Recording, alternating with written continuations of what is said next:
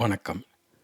பொதுவாக ஆன்மீகத்தில் ஈடுபாடு கொண்டவர்கள் என்ன செய்வாங்கன்னு கவனிச்சிங்கன்னா, அவங்களுக்கு பிடித்த ஒரு ஆசிரியர், ஒரு மரபு, ஒரு ஆன்மீக வழிமுறையை தேர்ந்தெடுத்துருவாங்க.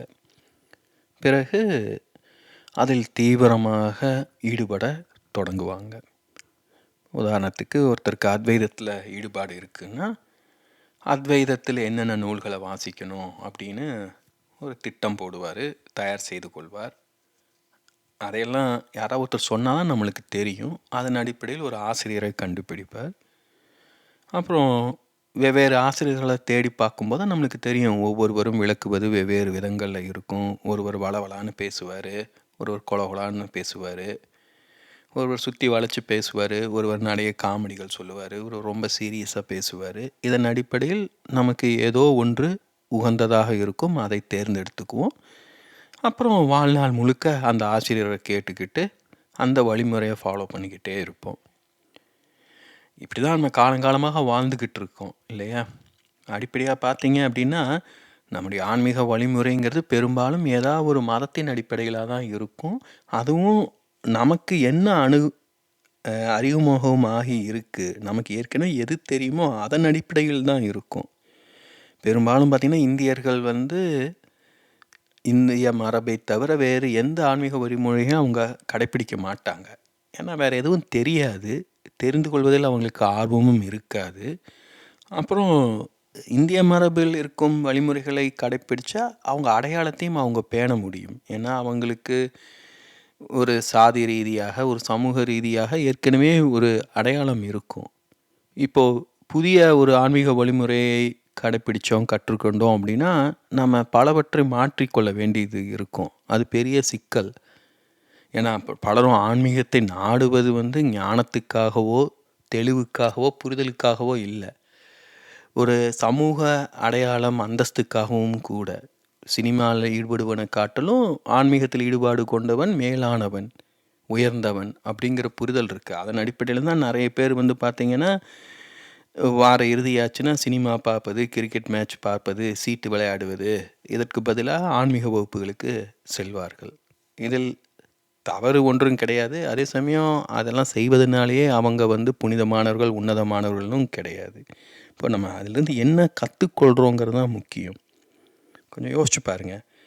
உங்களுக்கு நல்லா பசிக்குது, ஓகே, இப்போது என்ன சாப்பிட்றனே தெரியல, ஃப்ரிட்ஜை திறந்து இப்போ பார்க்குறீங்க, ஒன்றுமே சாப்பிட்ற மாதிரி இல்லை.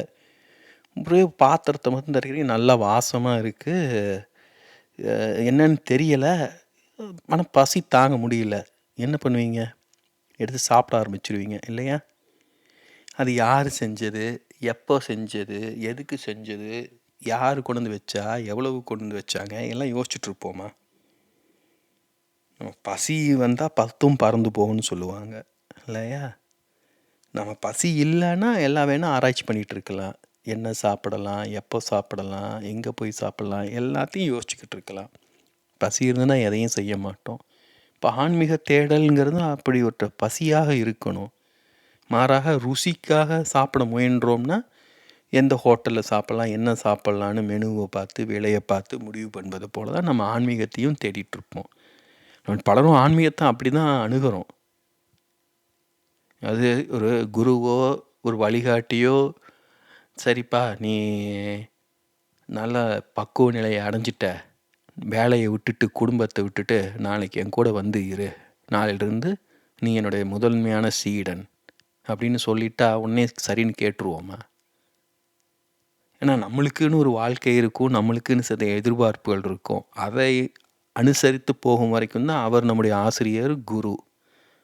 முதல்ல சொன்னது போல் நம்ம உடனே ஒரு ஆசிரியரை தேர்ந்தெடுக்க மாட்டோம். நிறைய பேரை படித்து பார்த்து அதில் நமக்கு எது உகந்ததாக இருக்குமோ அதை தான் தேர்ந்தெடுப்போம். அது நம்முடைய மனதுக்கு உகந்ததாக இருக்கும் வரை தான் அவர் நம்முடைய ஆசிரியராக இருப்பார். திடீர்னு ஒரு நாள் அவர் அந்த மரபை திறந்துட்டு வேறொரு புதிய விதத்தில் தன்னை வெளிப்படுத்திக்கிட்டார் அப்படின்னா நம்ம அவர் ஆசிரியராக எடுத்துக்கொள்வோமா? அவர் மாறினதுனால நாமளும் மாறுவோமா? இதையெல்லாம் புரிஞ்சிக்கணும். ஸோ ஒரு மரபை தொடக்கத்திலிருந்து இறுதி வரை அறிந்து கொள்வதால் ஒருவர் ஆன்மீகவாதி ஆயிட மாட்டார். அவருக்கு தேவையான தெளிவுகள், புரிவுகள் கிடைக்கும்னு சொல்ல முடியாது. ஒருவர் உண்மையில் எதற்கு அப்படி கற்றுக்கொள்ளணும்? என்ன தேவை இருக்குது? இப்போ நீங்கள் பள்ளியில் படிக்கிறீங்க, உங்கள் 8ஆம் வகுப்பு படிக்கிறீங்கன்னா 8ஆம் வகுப்புக்கு போவீங்க, உங்கள் பாடம் என்னமோ அதை நீங்கள் கவனிச்சுட்டு வந்துடுவீங்க இல்லையா? அதுதான் ஒரு மாணவன் செய்ய வேண்டியது. அந்த பள்ளியில் எத்தனை வகுப்புகள் இருக்குது, எத்தனை ஆசிரியர்கள் இருக்காங்க, மாணவர்கள் படிக்கிறாங்க, அவங்க ஒவ்வொரு வருஷமும் என்னென்ன மாதிரி மதிப்பெண்கள் பெற்றிருக்கார்கள், இதெல்லாம் ஆராய்ச்சி பண்ணிகிட்டு இருப்போமா? யார் ஆராய்ச்சி செய்யணும்? ஏதாவது அந்த பள்ளிக்கு மாணவன் இல்லாமல் அந்த பள்ளியை குறித்து யாராவது ஆராய்ச்சி செய்பவர், இன்னும் விரிவாக அறிந்து கொள்ள ஆர்வம் இருப்பவர், அவர் தான் அதெல்லாம் செய்வார். ஒருத்தர் பள்ளிக்கு இன்வெஸ்ட் பண்ணுறாரு அப்படின்னா அவர் பார்ப்பார். இல்லை பள்ளியில் குழந்தைய சேர்த்துறோன்னா அந்த பெற்றோர்கள் இதெல்லாம் கவனிப்பாங்க. ஒரு மாணவனுக்கு அதெல்லாம் தேவையில்லை. இப்போ நம்ம ஆன்மீக ஈடுபாடு கொண்டவர்னால் நம்ம என்ன கற்றுக்கொள்கிறோங்கிறது தான் முக்கியம். நம்ம கற்றுக்கொள்ளும் மரபில் என்னென்ன ஆசிரியர்கள் இருக்காங்க, என்னென்ன நூல்கள் வந்தது, அவை எப்பப்போ வெளியிடப்பட்டது, ஏன் வெளியிடப்பட்டது, அந்த விவரங்கள் எல்லாம் தேவை கிடையாது. அதெல்லாம் வெறும் அறிவு மட்டும்தான். ஒரு உணவை பற்றிய அறிவு பசியை போக்காது. ஆன்மீகம் குறித்த அறிவு ஆன்மீக விழிப்புணர்வை தராது. அப்போது என்ன செய்யணும்? நம்ம விழித்திருக்கோமா இல்லையான்னு அவ்வப்போது சோதித்து கொள்ளணும். எப்படி சோதிச்சுக்குவோம்? நம்ம சொல்லுவோம்ல அப்பப்போ, நம்மளே கிள்ளி பார்த்துக்கிறதுன்னு. ஏன்? யோசிச்சு பாருங்க. எதுக்கு கிள்ளி பார்க்கணும்? ஒரு கனவா நனவான்னு தெரியல, நம்ம நிஜ உலக வாழ்க்கையில் இருக்கோமா இல்லை ஒரு கனவு உலகில் இருக்கோமான்னு தெரியாது. அப்போ கில்லுனா வலிச்சிச்சின்னா நம்ம நிஜ உலகில் இருக்கோன்னு அர்த்தம். கனவுல கில்லுனா கூட அந்த வலி அவ்வளோ துல்லியமாக தெரியாது. அதுவும் ஒரு ப்ளசண்ட்டாக அப்படியே ஜாலியாக தான் இருக்கும். அப்போது சில சமயம் சில வழிகள், சில பிழைகள், சில தவறுகள் நம்மளை சுட்டி காட்டும் நாம் எப்படி இருக்கோம் அப்படின்னு. அப்போது வாழ்க்கையில் சிக்கல்கள், பிரச்சனைகள் ஏற்பட்டுச்சு அப்படின்னா உண்மையில் நம்ம முழிச்சிருக்கோன்னு அர்த்தம். இல்லை வாழ்க்கை நம்மளை முழிக்க வைக்கிது, கிள்ளுது. நம்மளால தூங்கிட்டு இருந்திருக்கோம், கிள்ளுன்னு ஐயோ வலிக்குதே அப்படின்னு முழிக்கிறோம். இன்னும் அப்போ என்ன சொல்லுது வாழ்க்கை? முழிச்சிக்கோ அப்படிங்குது. இவ்வளோ நேரம் கனவு கண்டுட்டு இருந்த, வா நிஜ உலகுக்கு வா அப்படிங்குது. நாம் என்ன பண்ணுறோம்? ஐயோ இது இல்லை, எனக்கு கனவு தான் வேணும் அப்படின்னு ஓட பார்க்குறோம். அதனால தான் பிரச்சனைகள். இப்போ ஆன்மீகம் என்பது விழித்துக்கொள்வதுன்னா நிஜ உலகுக்கு வருவது, கனவுகளையெல்லாம் விட்டுட்டு. ஆனால் நம்ம படம் கனவுகள் ஈடுபடுவதற்காக தான் ஆன்மீகத்துக்கே வர்றோம். நம்மளை ஒரு ஆன்மீகமான தேடல் கொண்டவராக, ஆன்மீக சாதகராக, ஆன்மீக ஞானியாக கற்பனை செஞ்சுக்கிட்டு அப்படியே வாழ்ந்துக்கிட்டு இருப்போம். இப்போ அதனால தான் அந்த என்னென்ன நூல்கள் வெளியிடப்பட்டு இருக்கின்றன, என்னென்ன ஆசிரியர்கள் என்னென்ன உரை எழுதியிருக்காங்க, எந்தெந்த மதங்கள் எப்படி உருவாகின, எப்போது தோன்றின, இந்த அறிவையெல்லாம் வச்சுக்கிட்டு பேசுனோம்னா ஐயோ பாரு அவருக்கு எவ்வளோ தெரிஞ்சிருக்கு பாரு அப்படின்னு மற்றவங்கெல்லாம் நினப்பாங்க. அது அறிவு கிடையாது. அது அறிவு. அது ஆன்மீக விழிப்புணர்வு கிடையாது. ஆன்மீக புரிதல் கிடையாது. அது ஒரு நிலை, அது ஒரு உணர்வு நிலை. இப்போ யோசிச்சு பாருங்க, ஒரு பேராசிரியர், கல்லூரி பேராசிரியர், ஒரு கல்லூரியில் புதுசாக சேர்ந்த ஒருத்தர், ஆசிரியராக சேர்ந்த ஒருத்தர், வரைக்கும் என்ன வித்தியாசம் இருக்கும்? 2 பேரிடமும் அறிவு இருக்கும் இல்லையா? 2 பேருமே பிஹெச்டி முடிச்சுட்டு சேர்ந்துருக்காங்க. ஒருத்தருக்கு 30 வருஷம் எக்ஸ்பீரியன்ஸு, ஒருத்தருக்கு 3 வருஷம் எக்ஸ்பீரியன்ஸு. என்ன வித்தியாசம் அவங்களுக்கு இருவருக்கும் இடையில் இருக்கும்? யாருடைய வகுப்பை நாம் கற்றுக்கொள்ள விரும்புவோம், யாரை நாம் விரும்புவோம்? பெரும்பாலும் நம்ம 30 வயசு அனுபவம் கொண்டவருக்காக தான். ஏன்னா இல்லை அந்த அனுபவம் அவரை புடம் போட்டிருக்கும். அவர் பல விதங்களில் தன்னை மாற்றி அமைத்து கொண்டிருப்பார். அதே சமயம் சில கணங்களில் பார்த்திங்கன்னா ஒரு இளைய தலைமுறையை சேர்ந்தவர் இன்னும் திறந்த மனப்பான்மை கொண்டவராக, எளிதில் அணுகக்கூடியவராக, கற்றுத்தருவதில் ஆர்வம் கொண்டவராகவும் இருக்கக்கூடும். 30 வருஷம் குப்பை கொட்டிட்டதுனாலே ஒரு அகங்காரத்தோட, திமிரோட, நான் சொல்வதை கேள்னு சொல்லி வகுப்புகள் எடுத்துக்கொண்டு இருக்க முடியும். இப்போ யார் சரியான ஆசிரியர்? அவருக்கு என்ன புரிஞ்சிருக்குங்கிறத வச்சு தான் சொல்ல முடியும். என்ன டிகிரி வாங்கியிருக்காரு, அவருக்கு என்ன வயசாச்சு, எவ்வளோ சம்பாதிக்கிறாருங்கிறது இல்லை. இப்போ ஆன்மீகம் போது அந்த புரிதல் தான் முக்கியம். அந்த புரிதலை அறிதல் மூலமாகவும் எடுத்துக்க முடியும். 100 புத்தகங்களை வாசித்தோம்னா எப்படியும் ஒரு 10 மணி நேரம் பேசுறதுக்கான விஷயங்களை தயார் செய்து விட முடியும். அதுவும் புரிதல் தான். ஆனால் அந்த புரிதலால் ஏதாவது பயன் இருக்கா? இப்போ விண்வெளிக்கு போனால் அங்கே போய் எப்படி சாப்பிடுவோம், எப்படி தூங்குவோம்னு ஒரு கேள்வி எழுது. உடனே ஒரு அறிவியல் அறிஞர் விளக்குறாரு, விண்வெளியில் வந்து இப்படி இருக்கும், அப்படி இருக்கும் அப்படின்னு விளக்குறாரு. புரியுது நம்மளுக்கு. அதே ஒருவர் விண்வெளிக்கு போயிட்டு வந்த ஒரு வீரர் வந்து பேசுறாரு. எது எது உண்மை? எது நாம நம்புவோம்? இப்போ ஆன்மீகம் என்று வரும்போது நாம் எதை எடுத்துக்கொள்ளணும்? ஒருவர் ஒரு நிலையை அடைந்த பிறகு அவர் அதை பற்றி பேசினார்னா அதை தான் நாம் கன்சிடர் பண்ணணும்.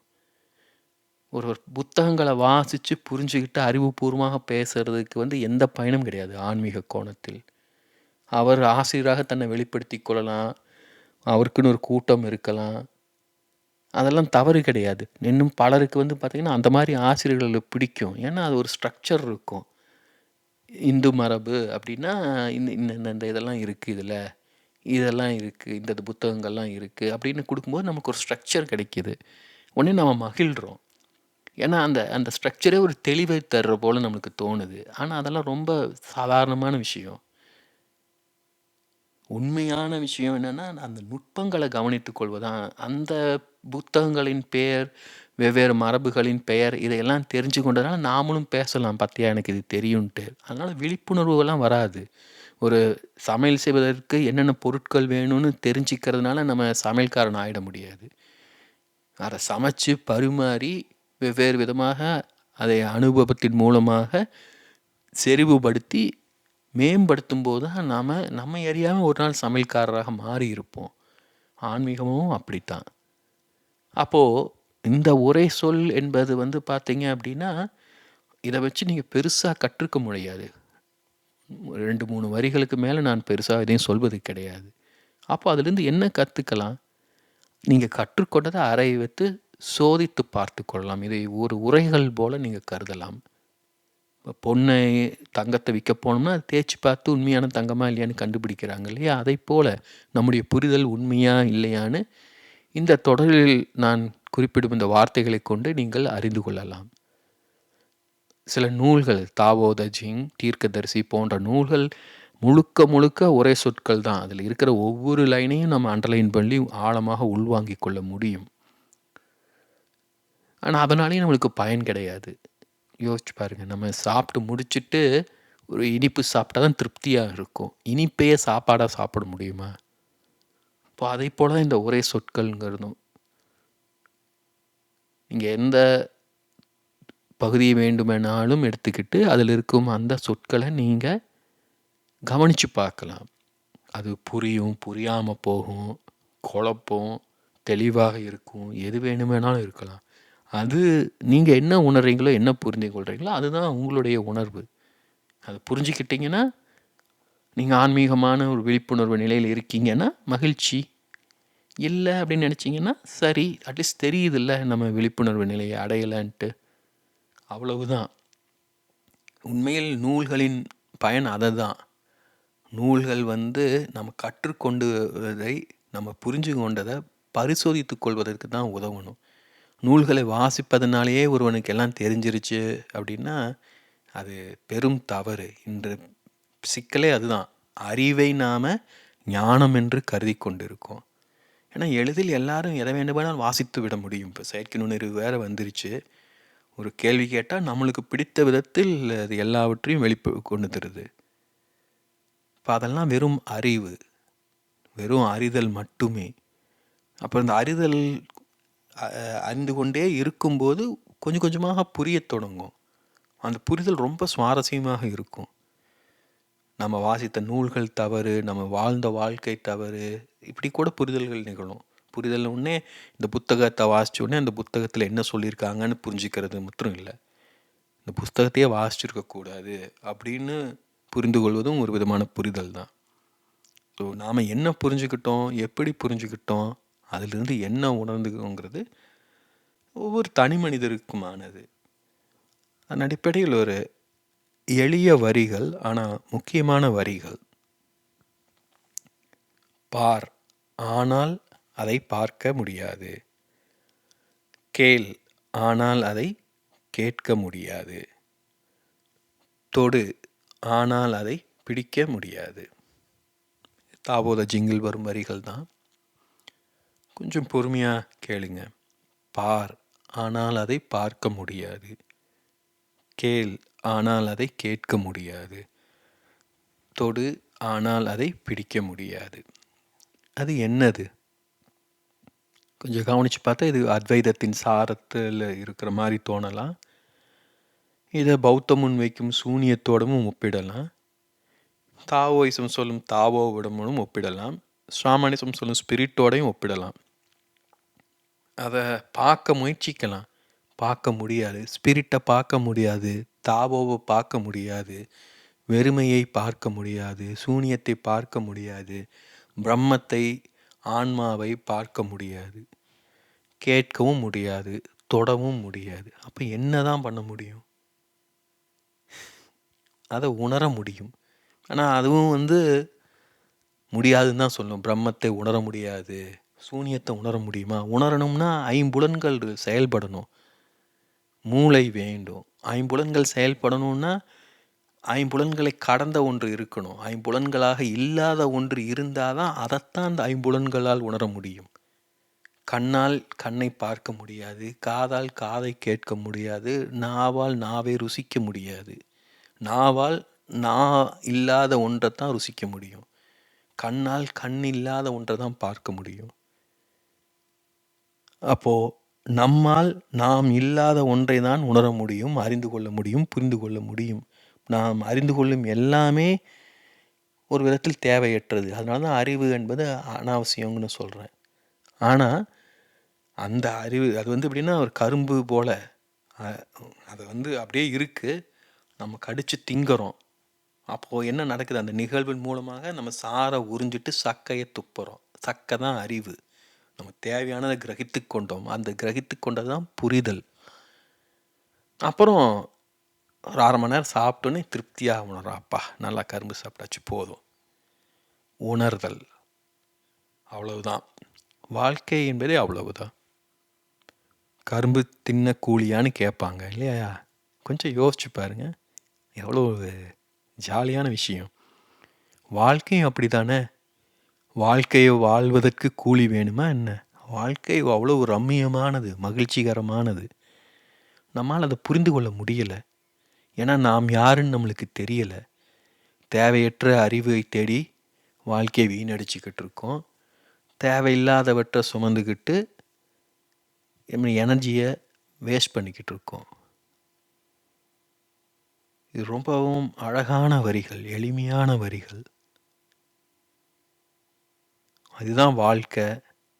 இதை புரிஞ்சு கொள்ள முடிஞ்சிச்சுன்னா நீங்கள் ஒரு விழிப்புணர்வு கொண்டவர் தான். இது தாவோயிசம், ஜென் இதெல்லாமோட அழகே அதுதான். நீங்கள் பகவத்கீதையை முழுசாக மனப்பாடமாக ஒவ்வொரு ஸ்லோகமாக ஒப்பிச்சாதான் நீங்கள் ஞானம் அடைஞ்சிட்டீங்கன்னு இந்தியாவில் ஏமாற்றலாம், மற்றவர்களை ஏமாற்ற முடியாது. உண்மையான தெளிவு கொண்டவன் எவனையும் மனப்பாடம் பண்ணி ஒப்பிச்சுக்கிட்டுலாம் இருக்க மாட்டான். நீங்கள் வடமொழியில் ஸ்பஷ்டமாக 4 ஸ்லோகங்களை சொன்னீங்கன்னா நீங்கள் ஞானி ஆகிட மாட்டீங்க. என்ன நீங்கள் உணர்றீங்க, யாராக நீங்கள் இருக்கீங்க, அதுதான் முக்கியம். என்ன பேசுகிறீங்கிறது முக்கியம் இல்லை, என்னவா நடிக்கிறீங்கிறது முக்கியம் இல்லை. இது நம்ம எல்லோருக்குமே பொருந்தும்.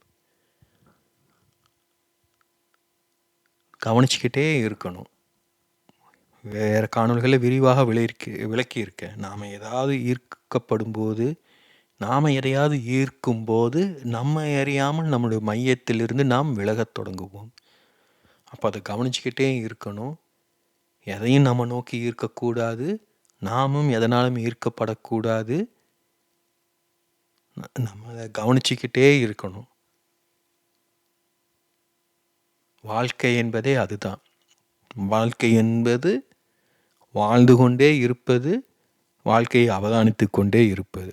வாழ்க்கையை அவதானிப்பது தான் வாழ்க்கைன்னு சொல்லலாம், வாழ்க்கை வாழ்வது தான் வாழ்க்கைன்னு சொல்லலாம்.